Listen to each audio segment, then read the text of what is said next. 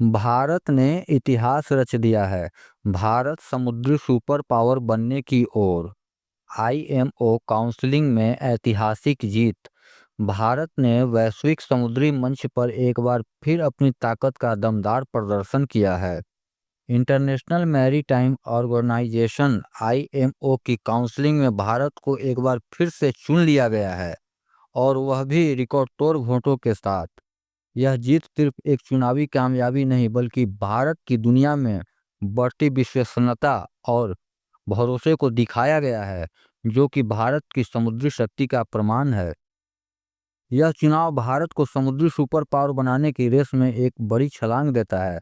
संस्था international maritime organisation IMO Bharat को अंतर्राष्ट्रीय समुद्री संगठन लंदन की परिषद में कैटेगरी बी में दोबारा निर्वाचित कर लिया गया है।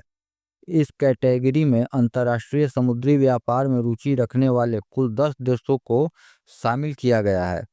आधिकारिक बयान के अनुसार 28 नवंबर को आईएमओ के सभा के 34वें सेशन में हुए इलेक्शन में 169 वोट में से 154 वोट भारत को मिले हैं, जो कि इस कैटेगरी में सबसे अधिक है।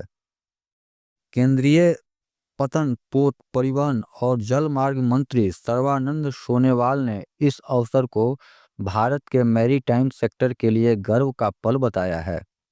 अंतर्राष्ट्रीय समुद्री व्यापार में सबसे अधिक रुचि रखने वाले 10 देशों की कैटेगरी में भारत को सबसे अधिक मतों के साथ 2026-27 द्विवार्षिक अवधि के लिए आईएमओ परिषद में पुनः निर्वाचित किया गया है। बात करें इस जीत से भारत को क्या लाभ मिलेगा। वैश्विक नियमों में भागीदारी।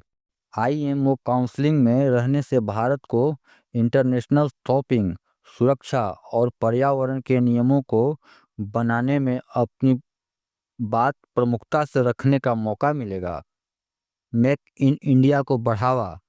यह जीत भारत को जहाज निर्माण, समुद्री सुरक्षा तकनीक और बंदरगाह विकास जैसे क्षेत्रों में अपने आत्मनिर्भर भारत विजन को वैश्विक स्तर पर बढ़ाने में मदद करेगी।